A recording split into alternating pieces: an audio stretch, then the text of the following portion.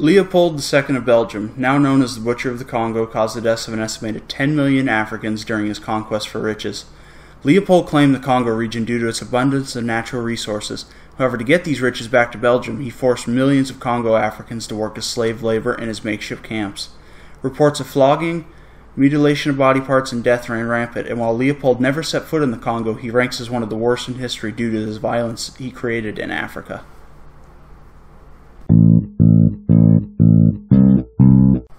Genghis Khan is number 9 on our list, and for good reason. During his Mongol conquest for expansion, he murdered millions of people which he had conquered. Genghis famously ordered the execution of everyone in the Afghan city of Herat, totaling over 1.6 million people. Sources say the massacre was so great blood ran down the city streets for days following. For this, Genghis enters onto the ranks as one of the world's worst ever. Mao Zedong, having won the Communist Revolution in China, set out to industrialize the country as well as create a unique agricultural system which caused rampant deaths. During his reign, Mao's regime has been estimated to have killed 72 million people during their radical Great Leap Forward campaign. Mao is easily responsible for the most deaths out of any person in human history, but does not rank in the top 5. So moral of the story, don't be a farmer in China.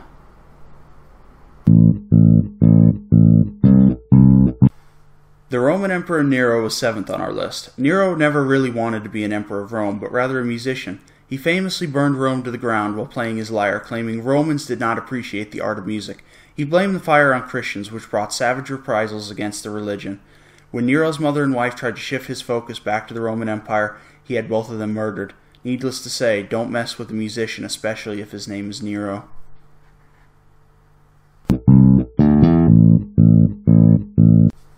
Pol Pot is our 6th most evil. Pol Pot was the leader of the Khmer Rouge in Cambodia during the early 1970s, and finally the Prime Minister of Cambodia from 1976 to 1979, and his reputation was far from great. Pol Pot believed in a communistic agrarian society which forced millions of city workers onto rural fields to tend to crops. Between disease, famine, and mass executions, an estimated 2 million Cambodians died under Pot's rule. It is said that Pol Pot despised intellectuals, so he sent out special killing squads to find and kill people that had education. He cruelly beat and tortured these people, and their death did not come at the grace of a bullet, but usually on the blade of an axe, because Pot didn't believe in wasting ammunition.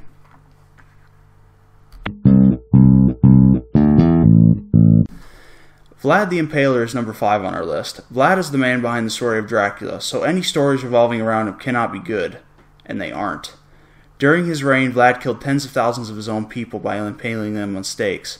However, his methods did not ensure a quick death, with victims suffering for sometimes as long as a week before they died. Along with the deaths, punishments were rampant, with some so extreme that he made mothers eat their children after he had killed them. He may not be a vampire, but he certainly had a thirst for blood. Ivan the Terrible grabs the 4th spot on our list, and Ivan didn't get the name of Terrible for nothing. He was one of the most savage rulers in all of old Russia.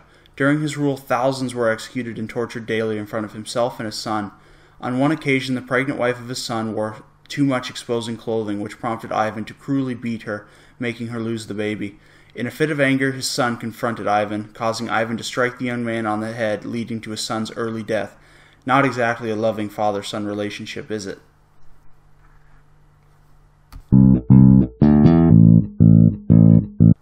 Adolf Hitler grabs the number 3 spot on the list, and you can probably imagine why.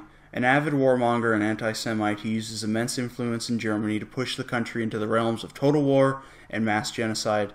He directly implemented plans to kill millions of Jews so he could rid his 1,000-year Reich of genetically inferior people. He also started the largest and most destructive war in history, with war deaths as a result reaching between 50 and 75 million people. Towards the end of the war, he was asked to spare the German people of further suffering by surrendering, and his reply, "If the German people fail this test, they have given up their right to existence." Not exactly a warm and fuzzy person, is he?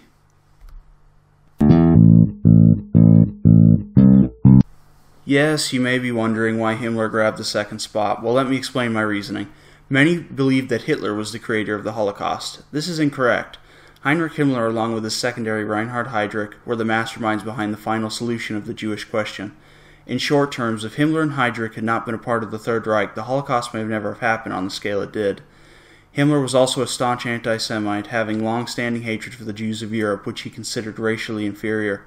It has been stated that Himmler viewed numerous executions of Jews and was said to have shown no remorse or guilt for what he was doing to them. All in all, Himmler is one of the most evil men in history.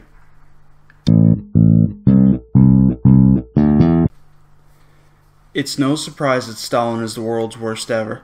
Between his purges in the 1930s and the destruction of the Red Army Command, he is estimated to have killed between 18 and 27 million people while in power. Stalin himself was an extremely paranoid person, most likely the result of his abusive childhood.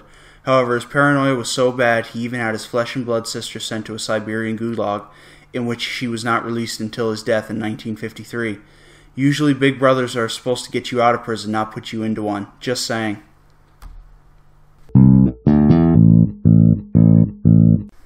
Hey everyone, thanks for watching my video. If you liked what you saw, click that subscribe button below. If you liked the list, send me a message in the comments. And if you didn't like it, post what your list would look like below. And don't forget to check out videos I make in the future. This is Hist-Oracle OUT.